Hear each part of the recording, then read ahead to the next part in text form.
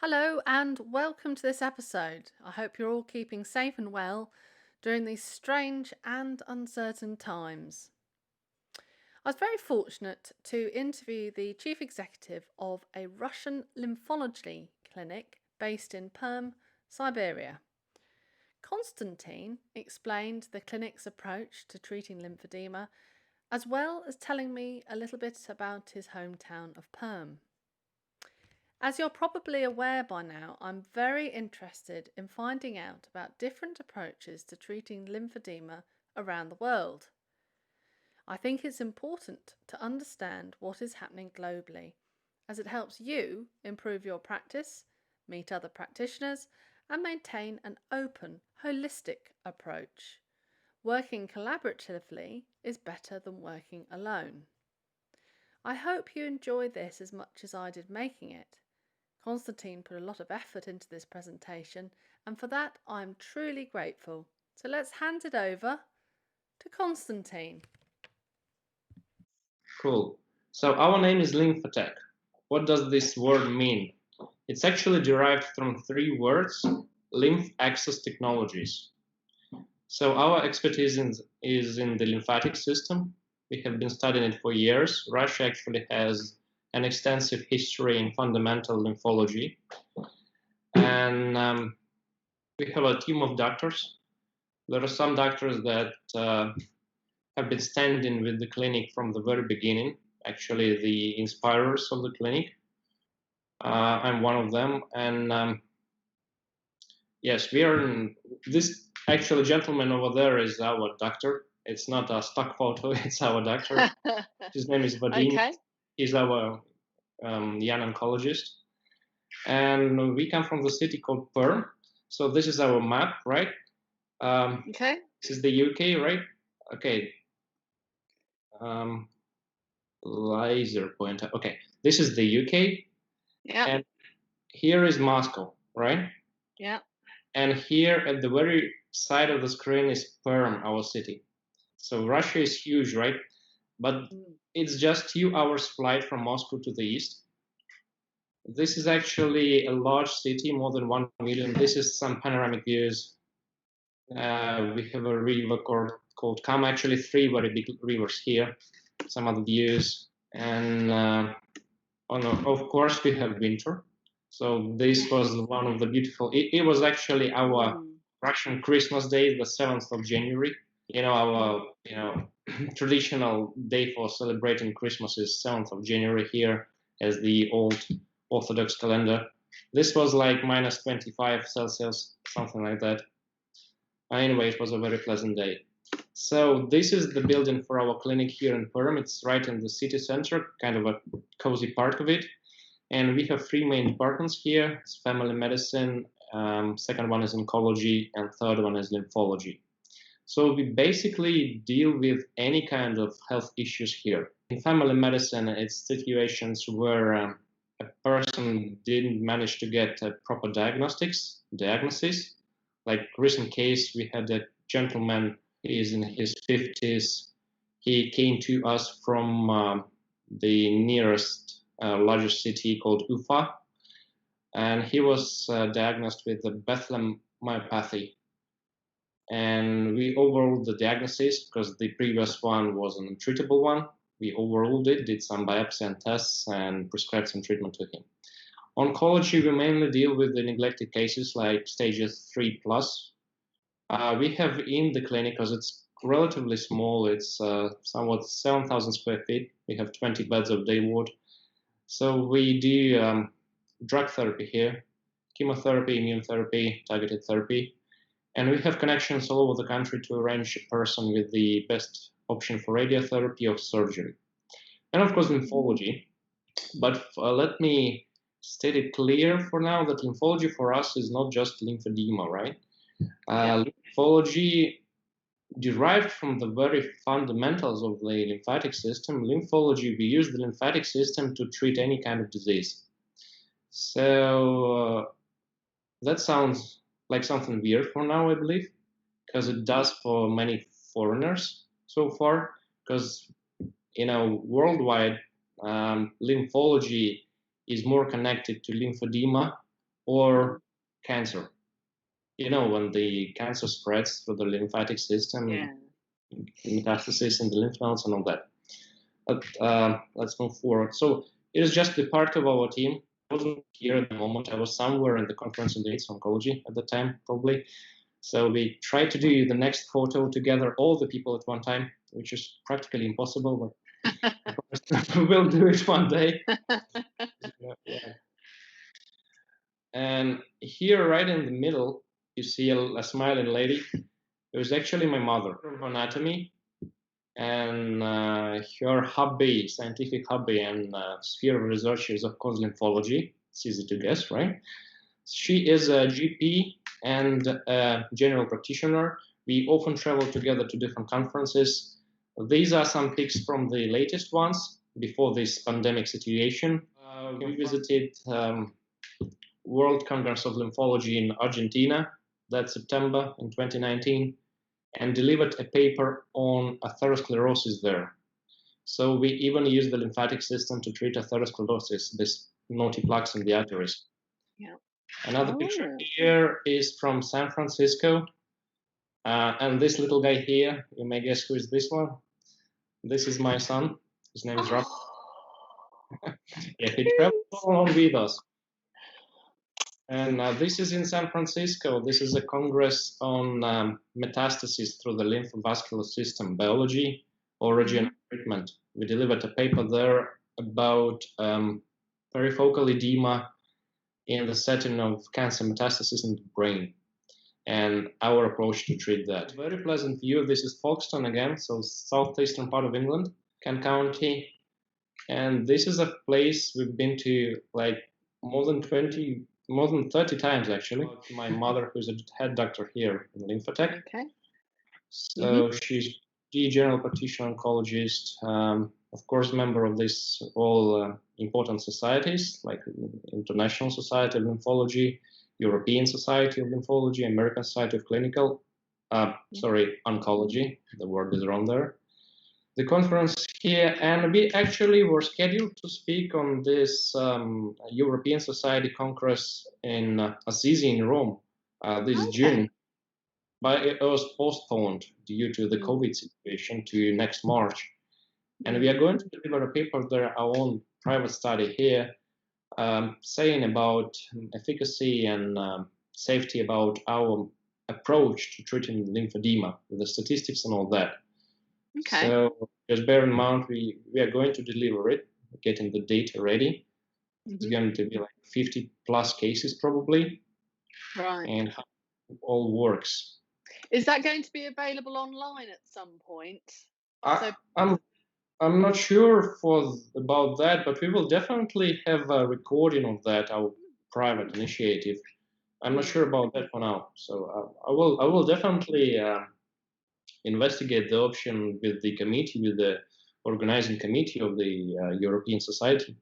Probably they will do online translation. I'm not sure. Yeah.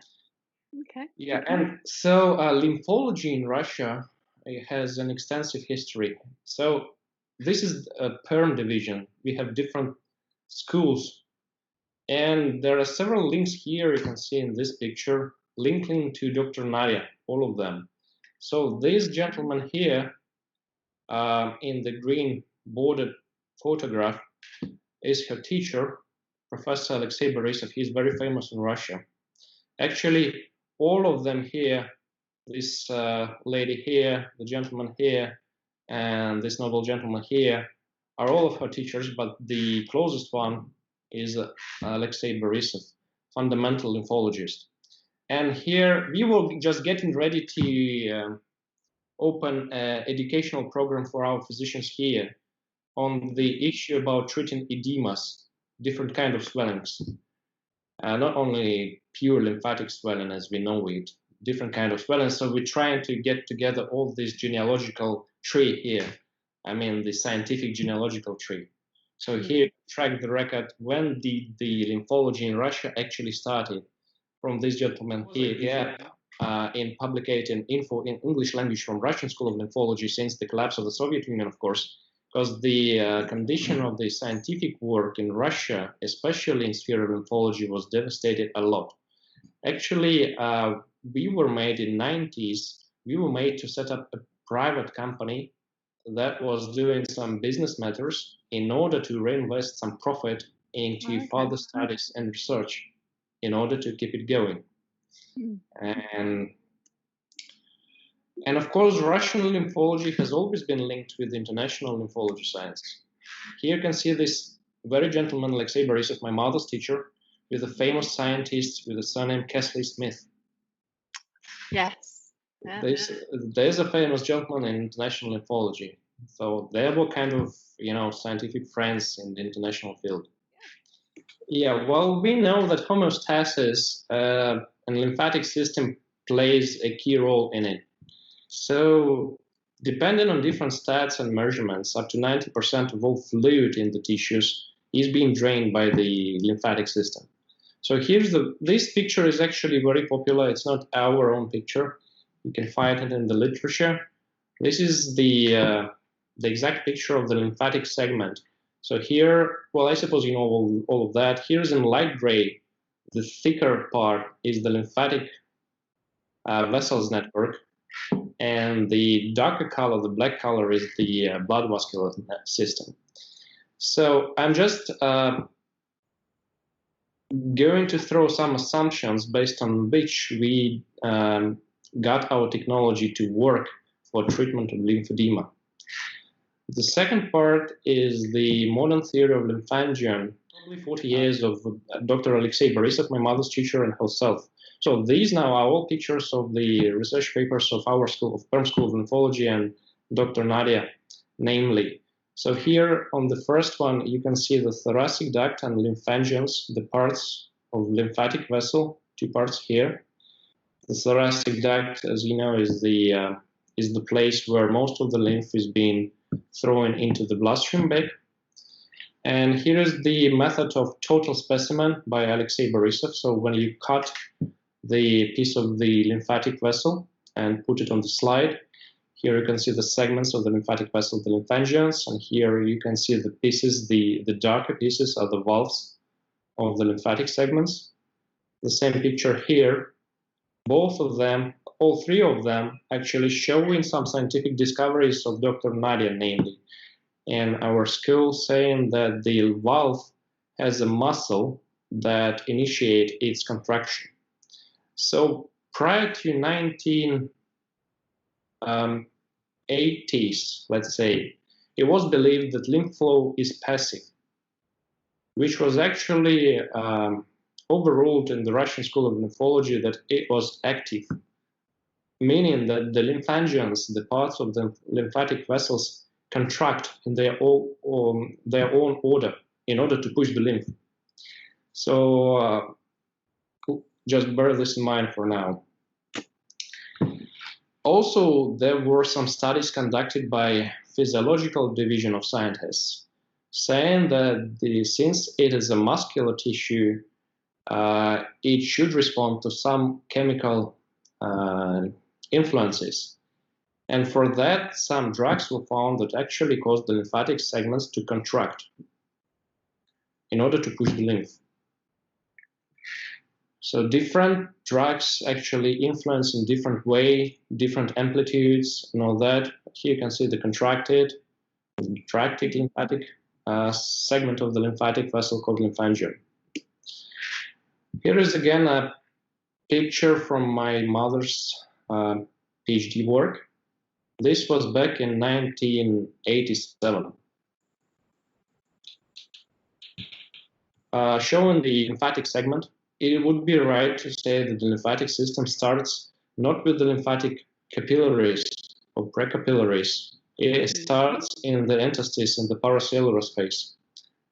You probably had this hype probably 3 years ago or something that some scientists discovered a new organ that was hidden in people's side, and they called it interstice. It was, visited since the previous century. And our school have been studying the role. If you take the books, I'm not having one here. We have this thick book called Lymphology that was composed by another teacher, Yuri Borodin. He was actually in the Soviet times. He was, let's say, a minister of healthcare in the Soviet Union.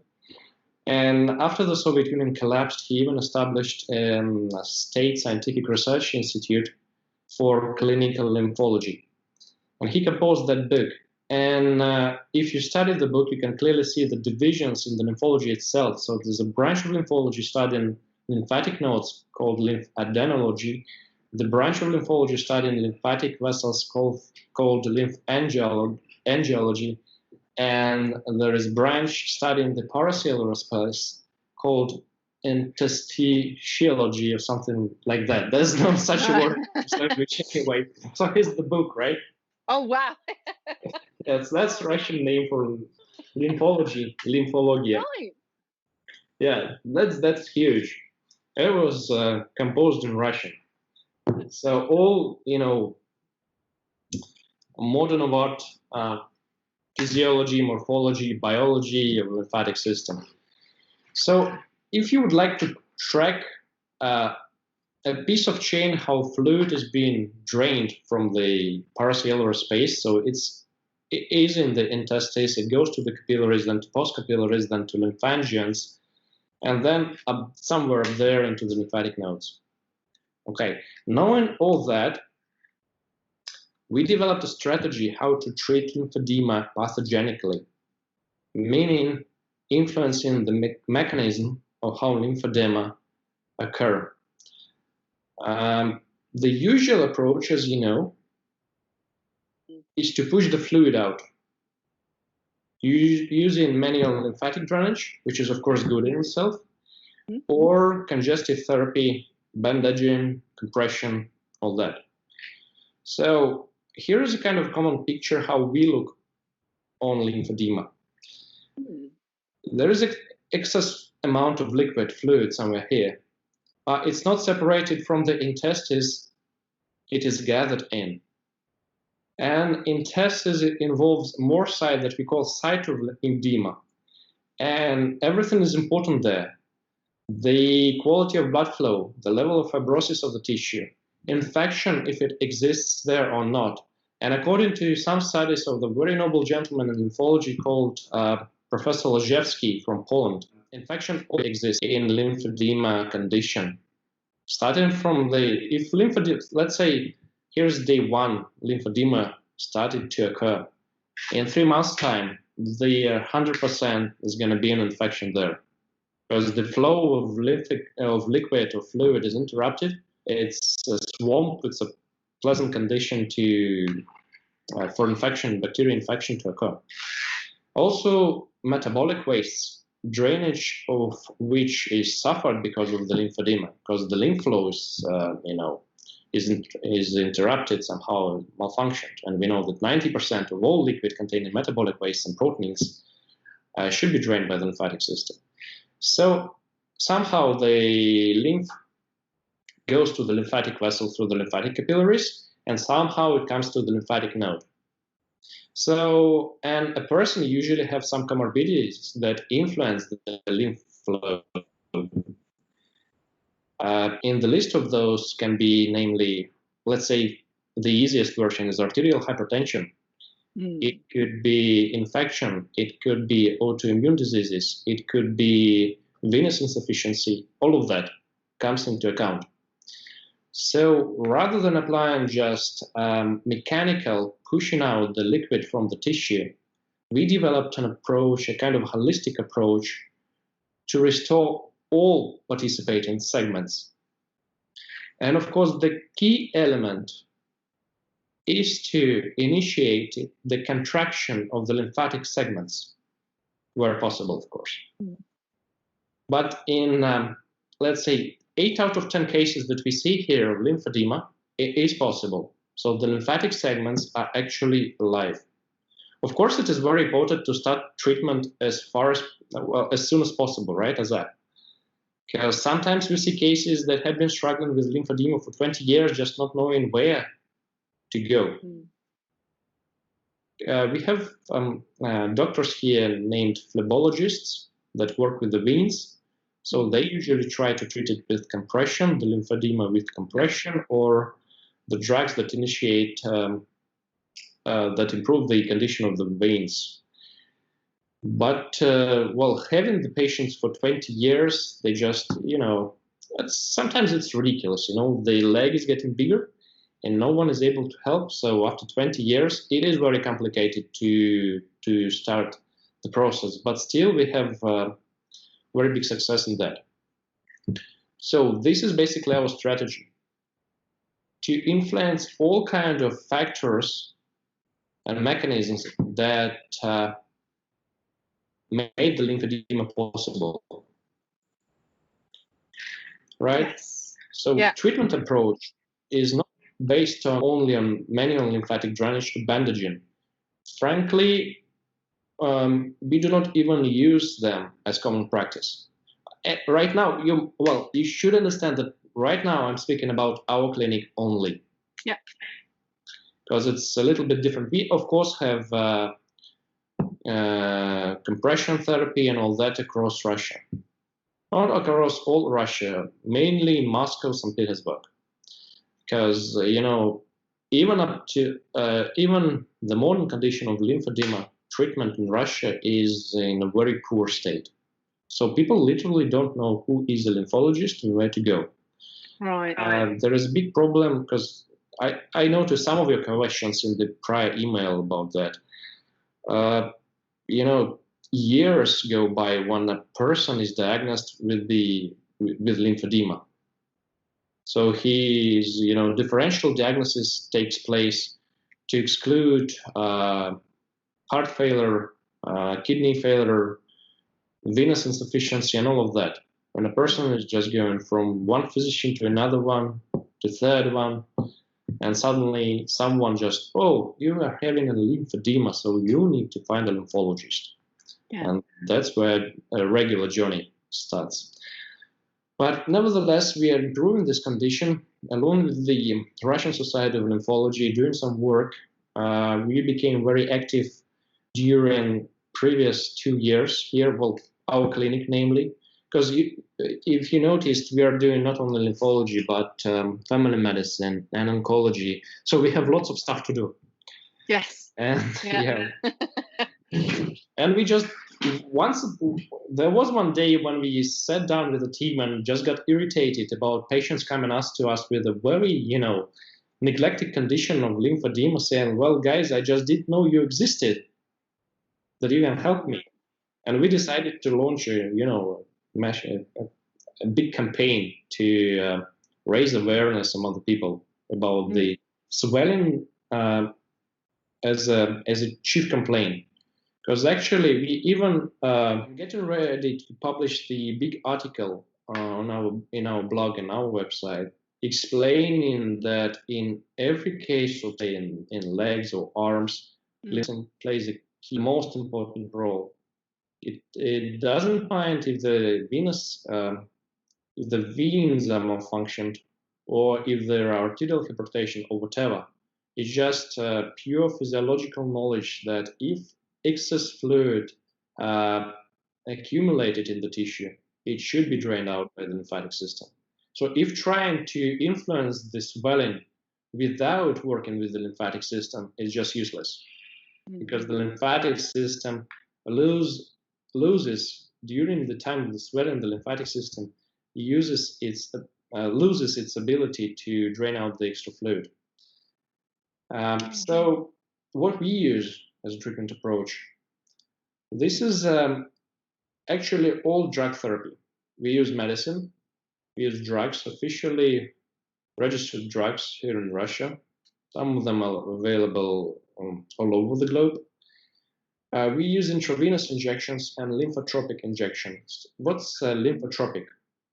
This is an interstitial subcutaneous injection. So we literally inject the drug in the site of edema. In contrary with the world-known, prohibition to do so. Well, literally, if there is edema, people say that you don't touch this surface. You do not inject needles in there. Don't touch my arm. Yeah.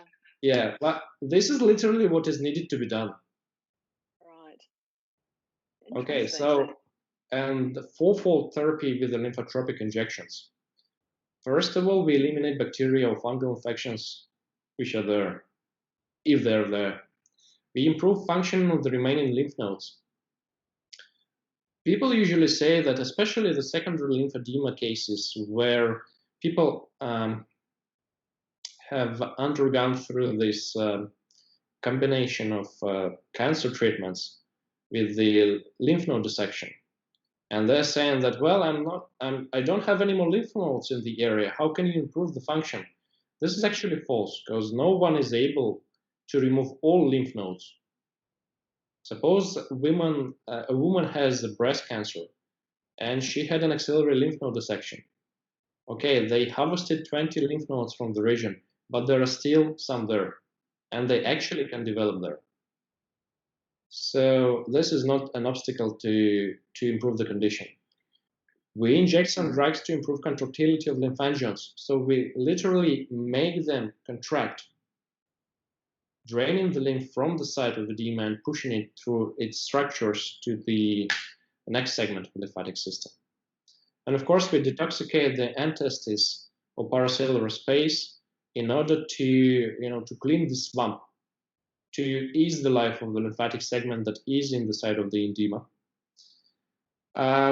When necessary, we use the machine for pneumatic compression. Okay. When safe. So we never do that before we actually eliminate the infection. Because if we push the lymph through the lymphatic vessels up to the lymphatic nodes, if there is an infection in the site of edema, right, there is an obvious evidence that lymph nodes didn't manage to eliminate them, the infection. So if you only push the lymph to the lymph nodes, we only get the situation with the lymph nodes worse, not eliminating the infection. So first of all, we get rid of the infection. Then we detoxicate intestines or paracellular space, and only then we add, if necessary, pneumatic compression to reduce the size if it's too much there. But prior to that, we do some ultrasounds. We scan lymphatic nodes, we scan the tissue. We look for, investigate its condition, how thick it is there any, how deep is it? We do all these measurements for the treatment, after the treatment, during the treatment course, which is, the basic treatment course is 2 weeks actually. Depends how many courses are needed altogether, depends on the stage of lymphedema. I'll show some pictures soon. Where was I? So we measure the skin thickness, the amount of liquid inside using ultrasound, all that. And of course, as I said prior to that, we treat comorbidities, all of them. At the same time. At the same time. So once a person approaches our lymphologist, so basically several physicians here work with lymphedema, depending on the cases. So if a person had cancer prior to the condition, so it's a secondary lymphedema after cancer treatment, we usually make an appointment with an oncologist, who is a lymphologist who knows how to deal with that. Otherwise, it's a GP, a lymphologist, who works with the person. So we have a comprehensive diagnostic plan. We kind of prioritize issues, but we start the treatment at the very first day anyways, because you anyway need to deal with the infection. If it's a residuous infection, of course, we do some harvesting of the culture, bacteria culture from the surface of the leg, for instance, and we determine the proper antibiotic. That's a rule. Okay, so here are some cases, right?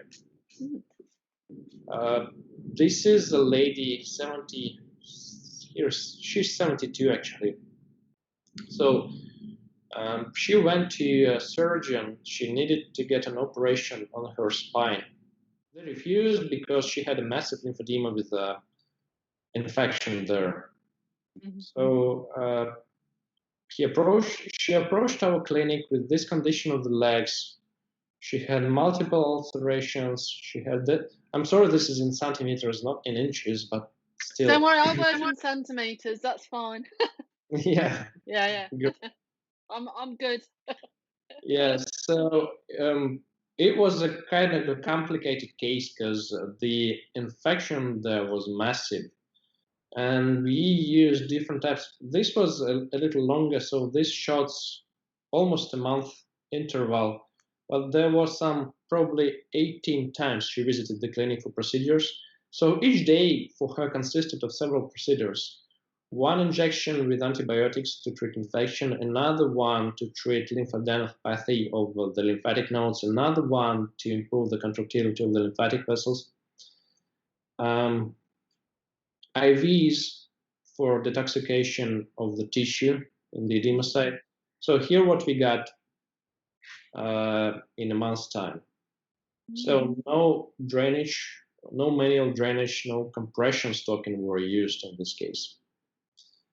And we have been following her, of course. So the most recent visit was in late June.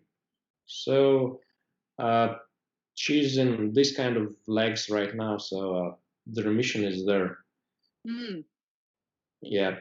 So yeah, this was not. Mobility and everything's a lot better then, and she can exercise, she can do everything else that promotes a healthy lymphatic Yeah, as you know, the common system. Yeah. complaints of lymphedema patient is heaviness in the legs, pain, especially with these kind of legs. We have many people like this. They even weren't able to, to bend their legs in the knee because they were walking very. The walking was very funny, like a penguin, you know. Yeah. After the amount of edema goes away, along with the elasticity of the tissue. In some cases like that, you actually need to do multiple cases of treatment because of the infection. Because the first time you do the harvesting of the culture, the most aggressive shows up. So you choose the antibiotic therapy, you clean this infection, you do a control harvesting, and another one shows up that was less aggressive.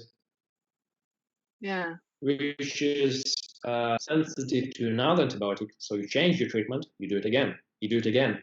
And after 3 or 4 courses, you eliminate the infection finally. And the legs are almost back to normal. And did the woman have recent knee surgery as well? Yes.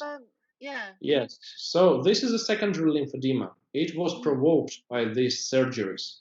Right. Yeah. That's a very typical case. After trauma lymphedema is very typical here in Russia. I believe everywhere in the world. So we have a patient that are going mad and fly to Switzerland for replacing the knee, hoping that it's going to be fine after the operation. But when they come back here, they're developing lymphedema and swelling and pain without the proper rehab and working. Because every time you do operation there, you actually damage the lymphatic system. Not even operations, but fractures. Yes. Yes. Ankle fractures. Ankles. Biggies. As usually, well, there's a little, swelling in my ankle or whatever that was fractured, but people usually think it will go away. I have some other cases. This is also, a gentleman with huge comorbidities, infection and all that. And actually, when he first approached the clinic, it was an initial appointment. He was compensated with his bronchial asthma. Okay. So we were actually obliged to take care of that first during the first 3 days. Only after that, lymphedema, So there's a whole team of doctors working with him. So again, this is it's a massive infection was there, so it took a little longer to achieve these results. And again, he's under our constant surveillance. He's very well. The legs are in proper condition. Well, it's in these cases like you really need to work further with the person to put him in a long-term remission. So if we see a case like this, we usually advise them to come back to us in 3 or 6 months' time maximum to do a repeated course. Because, if the lymphatic system, the idea is simple actually. If the lymphatic system was damaged for such a long period of time, and the lymphatic vessels, they contain muscles, right? If we don't do exercises, like we don't work out, our muscles get weak. Same for muscles in the lymphatic vessels. So the longer it was partly inactive, the longer you need time to get it more active and to be able to push the lymph out back again. So that's what the repeated course. Yep. What sort of rehab? What sort of rehab programs or what sort of exercise do you recommend for people who are recovering or going into that remission aspect? What do you recommend? Well, our basic recommendation is not to go mad with physical exercises. Like I'm now healthy, and I will now load my legs with a whole bunch of stuff. So regular thing that you find in this National Lymphedema Network Association, for instance, exercises, this American one, large one. Everything is possible and useful in this condition, depending on the case, of course. Yes. Yeah, awareness is the largest problem, of course, especially among the cancer survivors, secondary edema among the cancer survivors, because all that they're being prescribed is compression stocking. Right. In 90% of the cases, there are, of course, decent physicians who are very, active in learning the rehab process for their patients, not only about lymphedema, but all other aspects of the cancer survivor rehabilitation. And of course, they try to, recommend us, recommend different places. There are different approaches, right? Deconstructive therapy, surgery has been very active in some places of Russia during the last times, involving the lymph node transplants, lymphovenous anastomosis, viral liposuction, and well, our approach again, we do not decline the benefits of the surgery, but we always start with the conservative therapy first. I'm not going to show one picture right now. Right now we are having a very very bad case of lymphedema. It is a congenital lymphedema. Okay. A young gentleman, he's 31. He just drove his car from Moscow region to our place in order to seek some help, because he has gone through, starting from compression to lymphovenous anastomosis and all that. Only stuff that he got is just his the size of his shin. He is very obese, so his waist is 120 centimeters, which is in inch, probably 46 inches. Okay. And imagine that his left shin even larger than that. Right. And huge amount of infection and inflammation there. We just started working. In these kind of cases, we of course develop a kind of a roadmap. So we do our conservative part, because he had hypertension, he had all the stuff.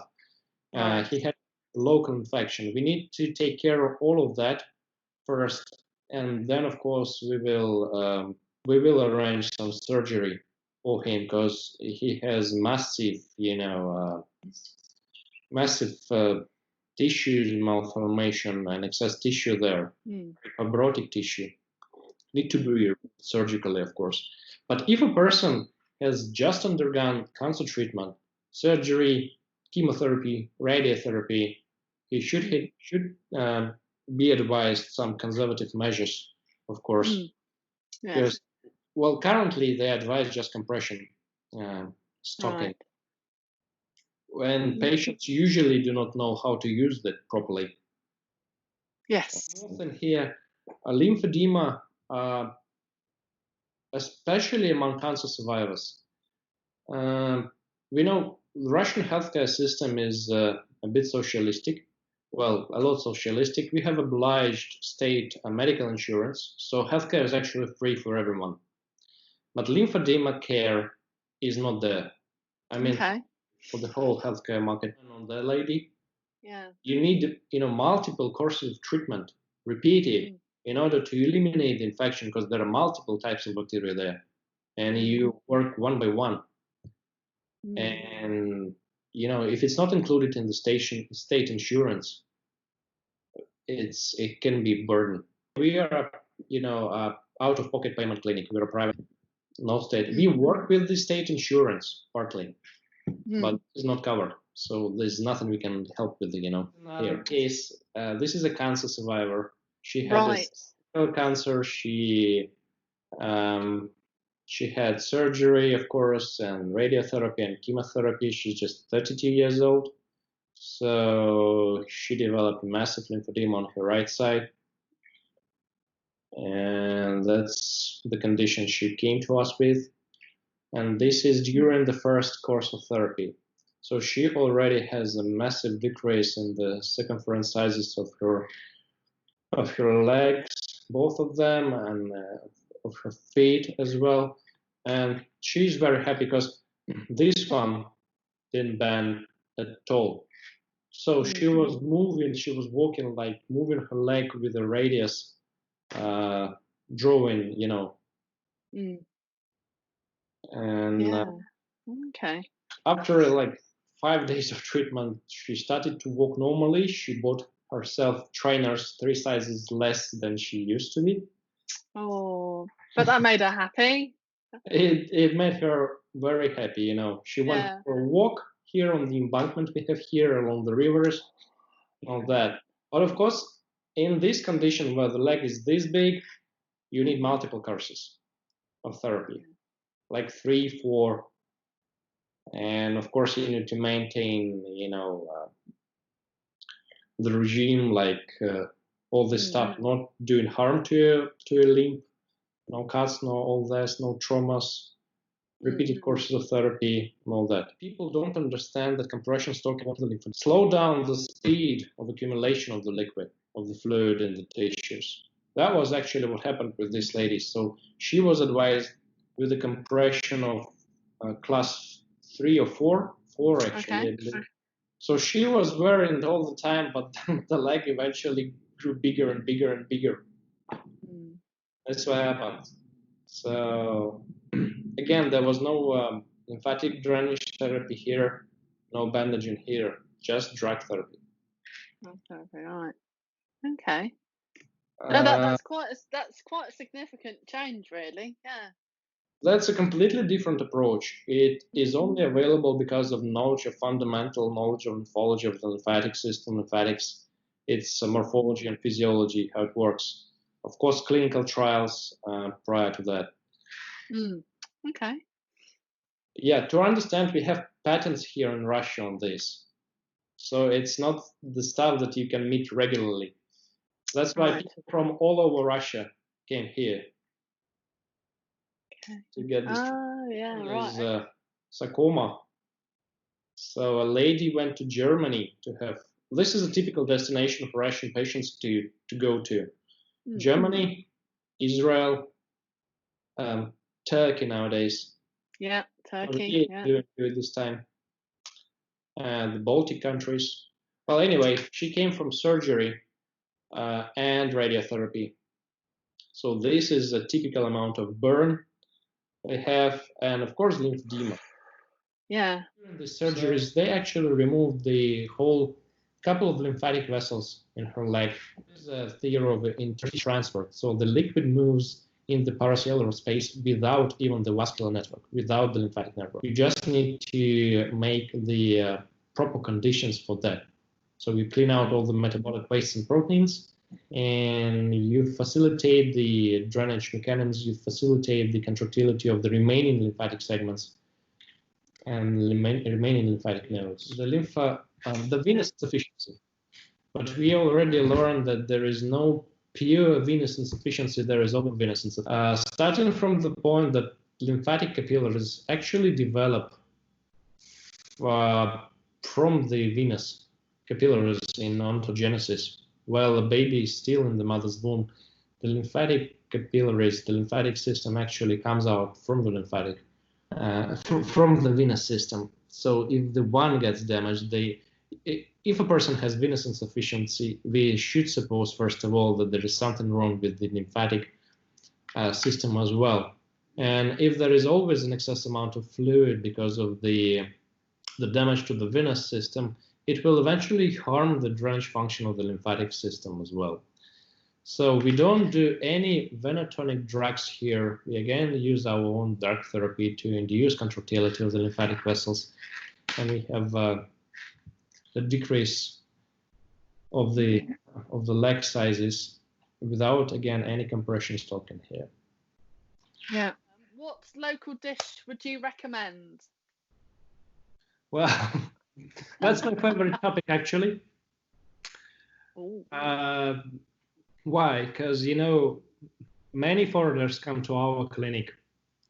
If you go to our website, you can see some reviews there. If you type, we have an English language website, right? And Yep. in the services section, if you go to the services section, there's an online workshop on your health issue. Okay, now discount. Yep. And we gathered some reviews here. I'm not sure if you're gonna hear what they say, and we can do it afterwards, of course. Our local dumplings called pelmeni. That's a typical Russian thing. Another one is, especially in summertime, we have a kind of a soup. It's actually a mixture of a soup and a salad called okroshka. So you use cucumbers, you use green onions, you use radish, you use some delicacy meat there, and you pour some kvass in it. Kvass is a drink you made from the bread and yeast.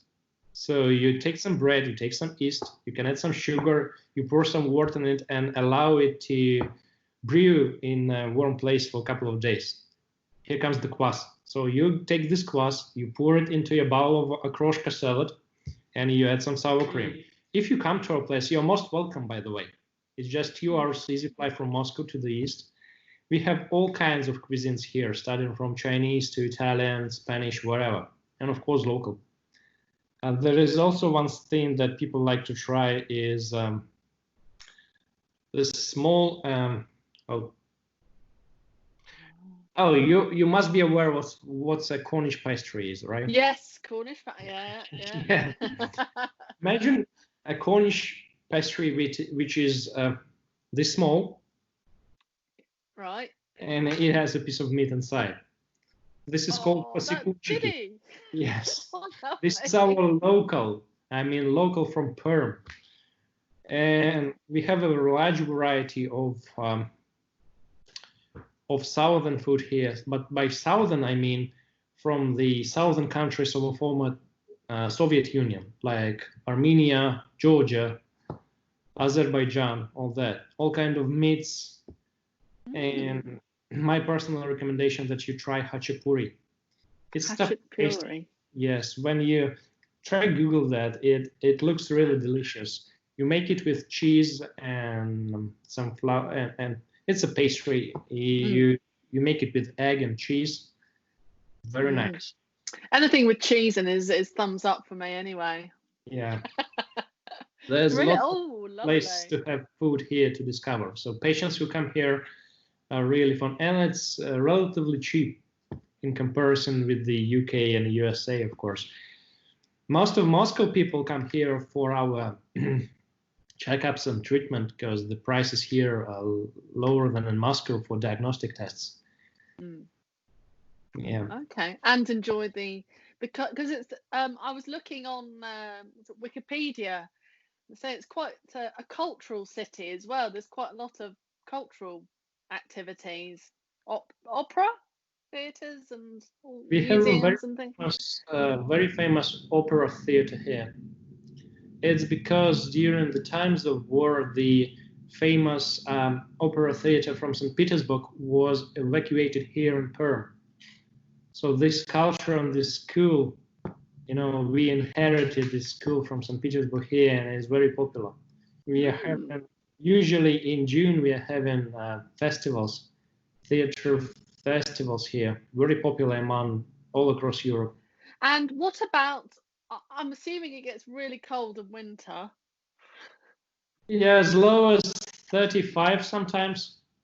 Right. But you know, during these last years, it has become warmer during winters and cooler during summers, unfortunately. But as for winter activities, skiing, of course, is one of the most popular. Skating, winter hunting, just walks in the forests. Perm is actually a very green region. So it's not often you see green places anymore. They're often, built on. You see, oh wow, yeah. Yeah. So I am sitting currently somewhere here, and borders of the city are as large as here. So all this green are forests. There's a massive amounts of forests, even in the boundaries of the city. Pine forests. I'm looking forward to seeing your research, the future research. It'll be great.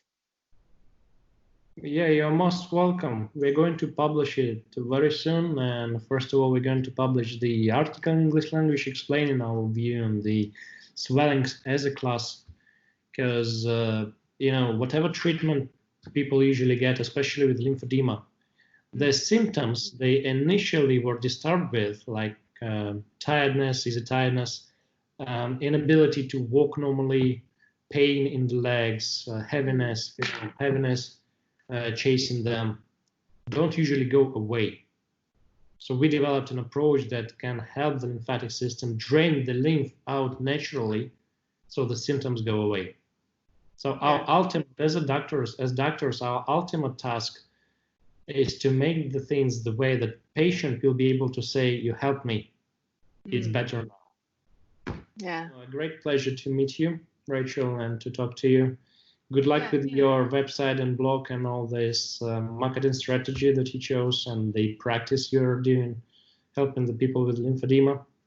If there are people that you think would benefit from our approach, we are having online consultations as easy as just emailing, well, me directly or the clinic. There was an email on the clinic website with the case, and we usually reply within a day time with our view on the situation, view it how we would solve it.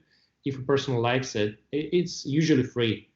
When a person likes it, you just negotiate how we can work on it. Okay. Yeah, because it is quite nice to know other places. So I will spread the word that they need to look further afield. Okay, thank you very much. Thank you very much for your time. Have a great day. Yes, you too. Bye-bye. Thanks to Lymphatech for their support in the making of this episode. One final comment. If you are planning or wanting to go abroad for treatment of any kind, it is advisable to seek the advice of your consultant before going. Thank you. Have a nice day.